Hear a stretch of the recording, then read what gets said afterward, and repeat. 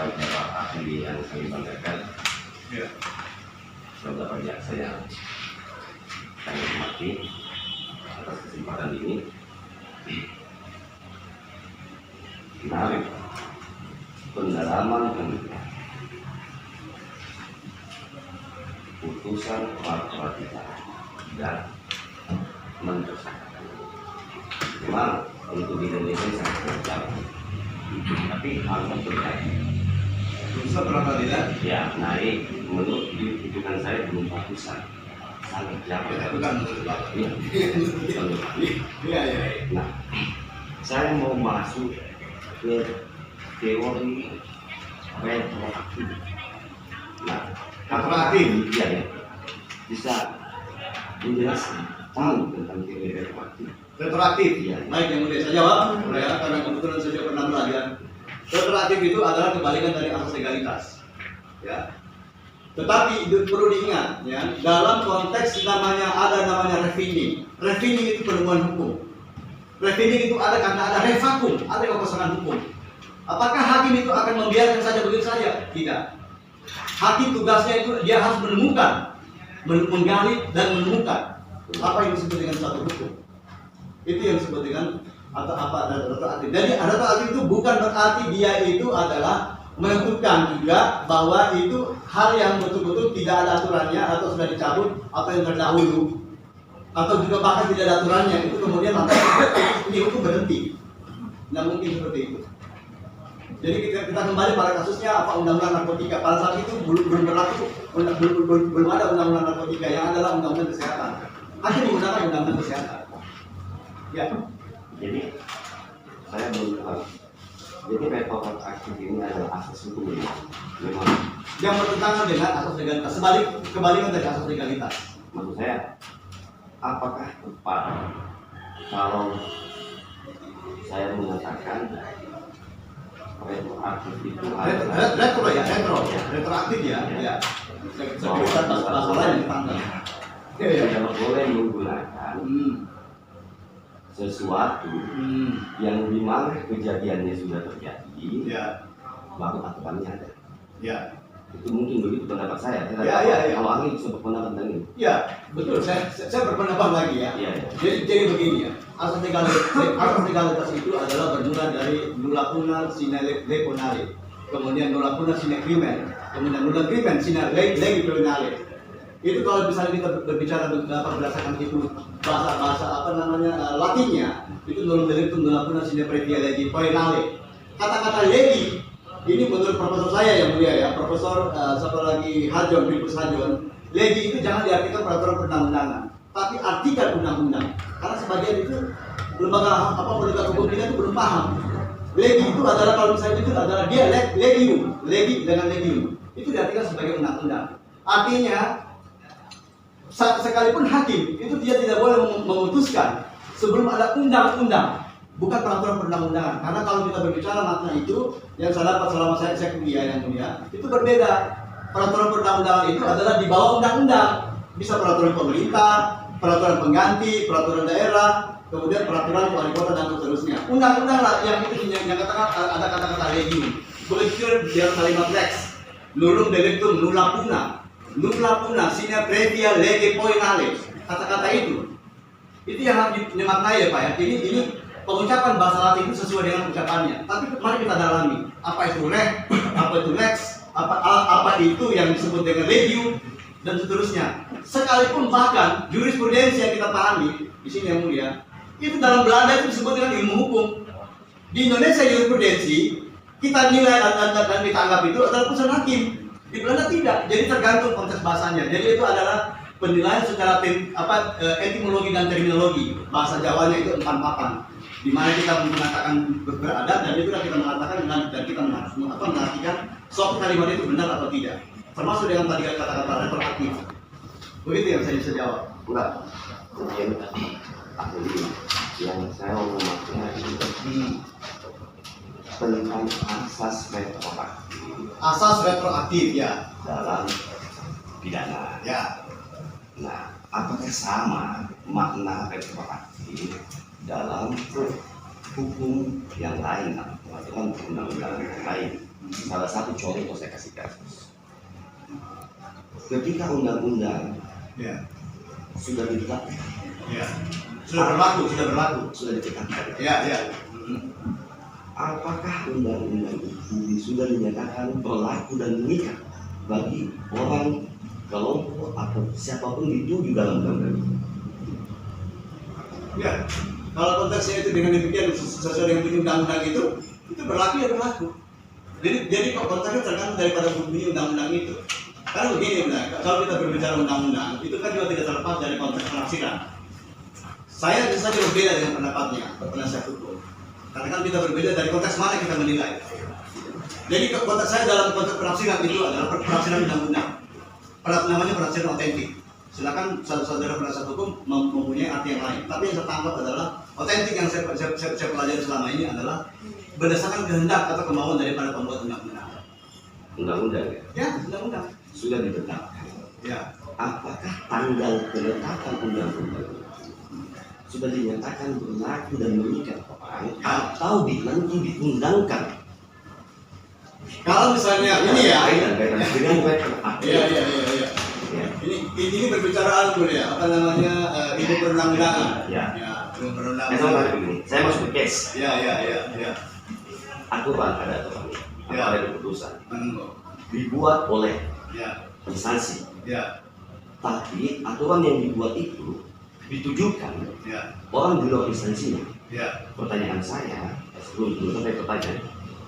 Lalu apakah aturan yang dibuat itu berlaku kepada orang yang dituju sebelum orang yang dituju mengetahui kalau keputusan itu atau peraturan itu untuk dirinya?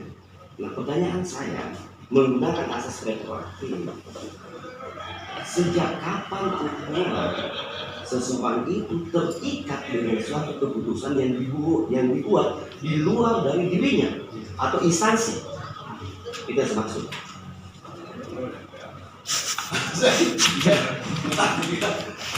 Ini yang melihat kita ini juga mungkin tidak terkait dengan pra-peradilan mungkin. Pertanyaannya maksudnya kemana? Jadi aja Pak, pertanyaan konkret aja Pak. Konkret ya, karena saya bawa ke ilustrasi. Ya. Kaitan dengan DPO. Internal berputar sampai tanggal 20 sekian. Tetapi termasuk pengadilan negeri ini tahu tanggal 28. Nah, permohonan pra-peradilan itu jauh sebelum DPO ada. Nah, kaitan tentang retroaktif. Nah, kualitas. Nah, yang mana yang dianggap berlaku bagi pengadilan negeri, bagi pemohon, bagi publik, karena akan diumumkan dan sebagainya. Apakah tanggal 20 atau tanggal 28 itu kaitannya sebenarnya? Tapi kan saya tidak mau ke fakta. Iya. Begini yang mulia ya, saya jawab saja sederhananya ya. Kalau ini kan dikaitkan dengan retroaktif. Tadi kan saya sudah jelaskan apa itu makna retroaktif. Kalau kata-kata retroaktif itu kan ketentuannya kan tidak ada aturannya. Yang itu juga memang sudah tidak berlaku atau misalnya sudah tidak atau sudah dicabut. Itu yang saya maksud. Jadi kalau misalnya ada kata-kata retroaktif, saya tidak akan bisa komentar karena buat apa saya membicarakan peraturan yang sudah dicabut. Itu yang saya tangkap ya mulia ya, yang saya tangkap. Kalau misalnya yang saya bisa tangkap itu kalau misalnya ada aturannya, gitu loh, tapi tidak sesuai pelaksanaannya, atau misalnya tidak sesuai dengan tujuannya, atau tidak sesuai dengan apa yang dimaknai dalam konteks makna itu saya bisa jawab. Tapi kalau kata-kata retroaktif itu ya orang semua sudah memahami kalau dalam bahasa apa ya, istilah bahasa hukum itu orang kampus lah. Dalam secara teori itu memang itu sudah dinyatakan itu tidak ada lagi. Oke.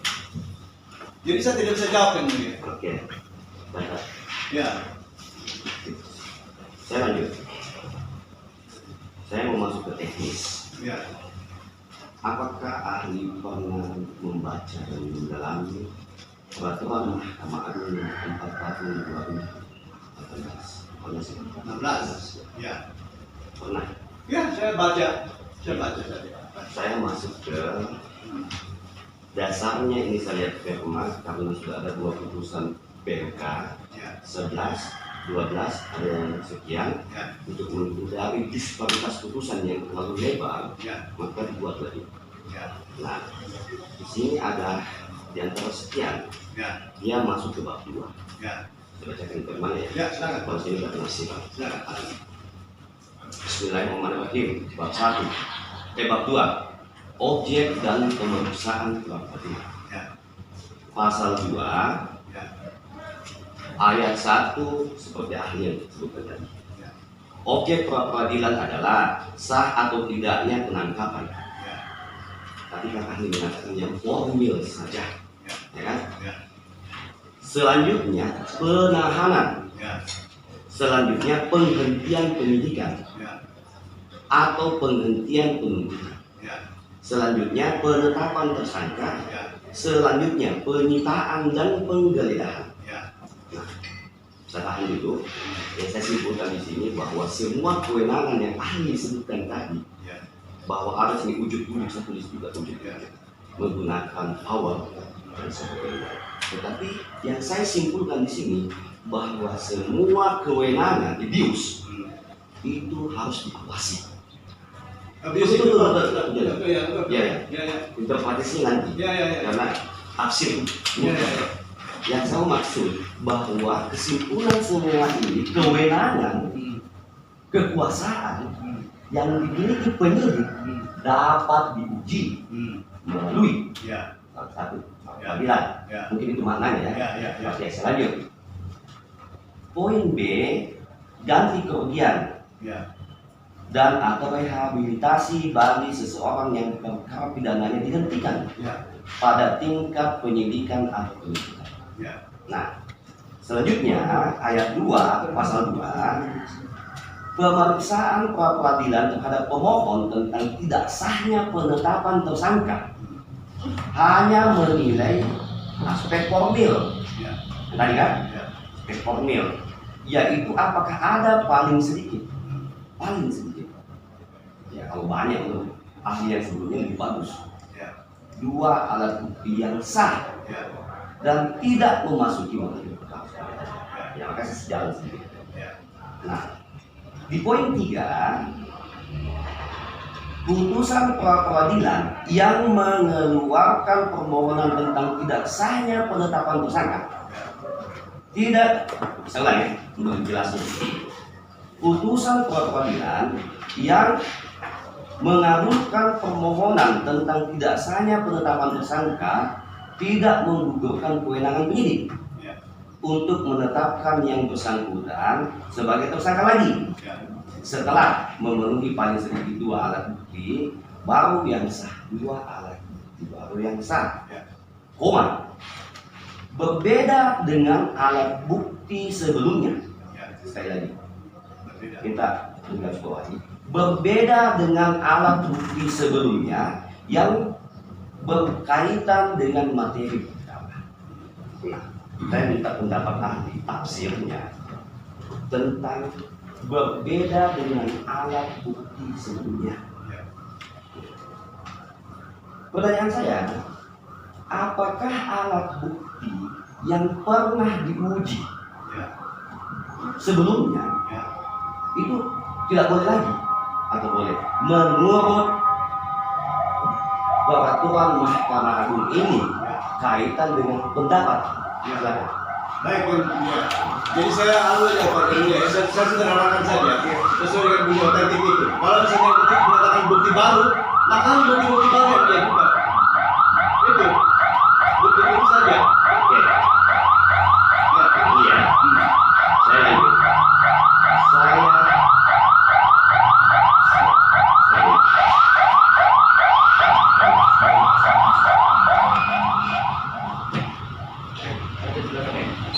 Dengan demikian pendapat ahli bahwa kalau merujuk firman ini harus bukti baru. Ya. Berarti yang dulu terbuat. Ya. Nah, saya bertanya, apakah ahli konsisten dan mempertahankan ilmu pengetahuan dan pemahaman menyangkut T1? Ya, Saya tidak masuk. Ini dia tidak Iya. Ini semua maksud saya implikasi T1 dan sebagainya tidak usah dilanggapi. Yang saya mau simpulkan semua bukti-bukti yang telah diuji yang lalu tidak dapat dijadikan bukti baru. Ya. Terus sebelum jawab. Ya, silakan. Saya dengar dulu. Terus pertanyaannya apa? Iya, saya mau penguatan. Tadi kan sudah mengatakan iya saya sepakat. Ya, nah sekarang sekali lagi pertanyaan yang sama. Untuk ahli, saya minta pendapatnya sebagai ahli Ya. tentang yang tadi ahli keluarkan Ya. yang mengatakan bahwa memang tidak boleh. Nah, terus Nah, itu. Nah, artinya apa? Itu bersifat implikasi kan? Semua itu terang dan tidak bersifat interpretatif di pasal ini. Jadi saya bantu Ya, ya, saya mungkin Ya. maksudnya ini Bapak Ketua ini jadi bukti yang pernah diperiksa sebelumnya Ya. maka bisa dipakai lagi untuk berikutnya itu yang Ya, betul, yang betul ya, Bu. ya itu jawabannya Pak. kalau kita maknai itu kan berarti tidak ada lagi bukti-bukti yang lama digunakan. Berarti bukti-bukti baru. Kan selesai sudah. Selesai. Iya, cuman harus dibedakan. Nah, Bukti pada pokok perkara Yang dan mulia. sikap perkara Iya. dan Ini teori ya. Iya, tenang ya. Silakan. Oke, Udah ada pertanyaan lagi Mas Sadar? masih sedikit. Ahli, saya ada pengalaman banyak dengan ahli. ya. Ada saya bersama, kadang saya tidak bersama. Tahu? Iya. Iya. Silakan aja Mas Sadar. Peradilan yang lain. Ya. Saya menarik dengan teori ahli tentang actus reus Ya. mensri. Ya. Bisa dijelaskan tentang actus reus berkaitan dengan pidana? Oke, yang mulia ya. Ini juga kebetulan yang mulia tidak ada kaitannya dengan peradilan. Berkaitan sama Itu pokok saya. perkara, Pak. Jadi Jelaskan aja Itu Mas perkara Sadar. yang mulia. Jelaskan aja tentang Oke, baik. Itu kan actus reus dimensi trea. Dia ada suatu pikiran yang salah, perbuatan yang salah sebelum dimulai dengan pikiran yang salah. Kalau dalam hukum pidana intinya harus dulu ada perbuatan, baru ada niat. Kalau niat sekedar niat, saya niat membunuh, tapi saya tidak membunuh, apakah bisa dihukum? Tidak. Tentukan saya punya perbuatan dulu, kemudian nanti diikuti dengan niat. Oke, niatnya ini dia membunuh. Membunuh lagi itu dikaitkan lagi dengan teori dulu dan wetan. Ada namanya teori kehendak, ada namanya teori mengetahui. Urus teori. Sudah itu saja dibuktikan. Artinya Ya, actus reusnya adalah perbuatan di luar nyata ya. iya, Kan niat. ya, Jadi objektif dan subjek ya. Subjektif ya. ya. Masa ini kalau mens rea-nya niat. Ya, Sementara untuk membuktikan suatu orang jahat dan sebagainya itu dibuktikan dulu perbuatannya. ya, Mungkin begitu. Ya. Sama dengan seperti ini tadi. Berarti dalam perkara ini, perkara peradilan. ya, Ya. yang menyebabkan bukan peradilan, yang menyebabkan kita masuk ke peradilan Ya. karena pemohon tersangka. Ya. Lalu dasarnya adalah utangnya dalam bentuk PNBP. Ya. Nah, dalam teori actus reus berarti yang harus dibuktikan dulu adalah undang-undang atau peranata peraturan perundang-undangan yang dia langgar. Ya. Mungkin begitu ya. Ya. Berada yang mulia. Saya enggak. Ini teori. Yang dibatasi ini kan siapa pertanyaannya iya nanti pertanyaannya apa? Ya, maksud saya, nah, dikumpulkanlah itu dalam bentuk investigasi dan sebagainya untuk mengetahui terjadi tindak pidana kan atau tidak, Ya. baru masuk Ya. satu tangkap. Ya. Kalau dia ini kaitan tadi dengan tercatat, beliau tadi catat bahwa tidak semua penyelidikan dan sebagainya berujung pada tersangka. Nah, yang saya ingin tanyakan, yang mana yang lebih duluan Ya. yang digunakan oleh pemilik kewenangan, Ya. apakah yang mana lebih jelas dibuktikan menurut saya? Ya. Apakah actus reus atau mens rea dalam penyidikan? Jadi begini yang mulia ya, saya singkat saya jawab saja. Jadi pastikan ada namanya kata-kata dugaan tindak pidana. Itu saja. Itu saja sesuai dengan kewenangannya. Ada kata-kata dugaan tindak pidana. Persoalan salah benar itu nanti di pokok perkara dibuktikan. Itu saja yang saya bisa jawab. Kalau itu sesuai dengan berdiskusi tentang sesuai dengan kewenangan yang tertulis, Ya. maka bismillahirrahmanirrahim saya juga akan bertanya. Cukup ya? Ya. Ya.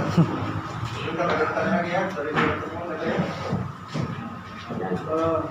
terkait ahli tidak.